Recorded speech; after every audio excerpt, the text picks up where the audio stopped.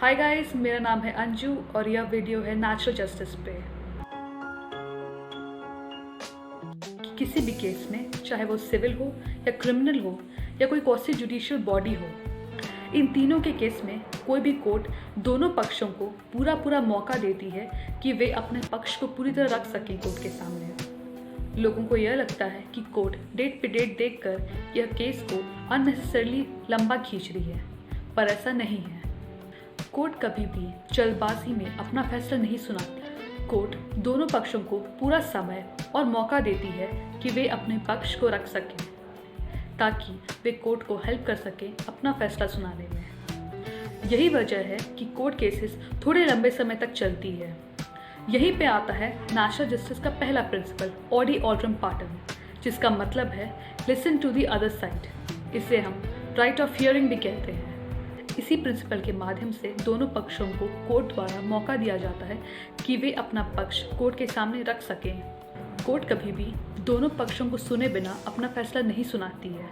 Court दोनों पक्षों को पूरी तरह सुनती है।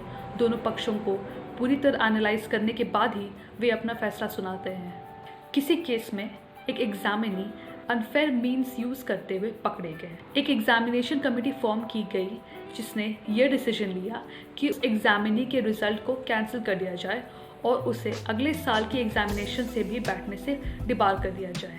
एग्जामिनी को एक भी मौका नहीं दिया गया कि वे अपना पक्ष रख सके कमेटी के सामने। सुप्रीम कोर्ट ने यह कहा कि एग्जामिनेशन कमेटी को पर्सनल नॉलेज नहीं थी इस मैटर के बारे में, जिस वजह से एग्जामिनी को अपना पक्ष रखने का मौका नहीं दिया गया और उसे यह बताने का मौका नहीं दिया गया कि उसने मिसकंडक्ट किया है या नहीं किया है। कमेटी ने अपना फैसला इम्प्रॉपर दिया। नेचुरल जस्टिस का दूसरा प्रिंसिपल है राइट अगेंस्ट बायस। यहाँ पे बायस का मतलब है पक्षपात। इसी प्रिंसिपल में कहा गया है कि कोई भी इंसान अपने ही केस में जज बनकर फैसला नहीं सुना सकता। किसी केस में एक व्यक्ति ने एक बुक लिखा और एक सिलेक्शन होने वाली थी, जिसमें जिस व्यक्ति का बुक सिलेक्ट होता उसे फाइनेंशियल बेनिफिट मिलने वाला था। उसी कमेटी का मेंबर था जो ये सिलेक्शन प्रोसेस करने वाली थी।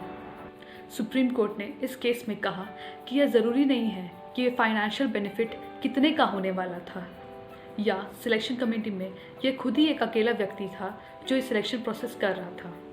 सुप्रीम कोर्ट ने कहा कि बायसनेस दिखाने के लिए इतना ही काफ़ी है कि यह व्यक्ति के इन्फ्लुएंस से डिसीजन में बदलाव आ सकता है। One of the most famous cases of right against bias in India is A.K. Kraipak versus Union of India. इस केस में स्टेट फॉरेस्ट सर्विस के एम्प्लॉयज़ के ही अमंगस्ट इंडियन फॉरेस्ट सर्विस के लिए सिलेक्शन होना था। जो एक्टिंग कंजर्वेटर ऑफ फॉरेस्ट था वो भी इस सिलेक्शन प्रोसेस में एक कैंडिडेट के तौर पर था। जो कैंडिडेट्स अनसक्सेसफुल रहे उन्होंने UPSC द्वारा बनाई गई लिस्ट को चैलेंज किया on the grounds of bias.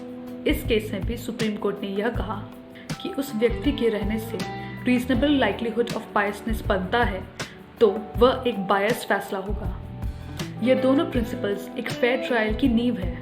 Article 14 of constitution of India भी यही कहता है कि अगर नेचुरल जस्टिस के प्रिंसिपल्स को वायलेट करते हैं तो वो आर्बिट्रेरीनेस होगा, जो कि डिस्क्रिमिनेशन के ही इक्वल है।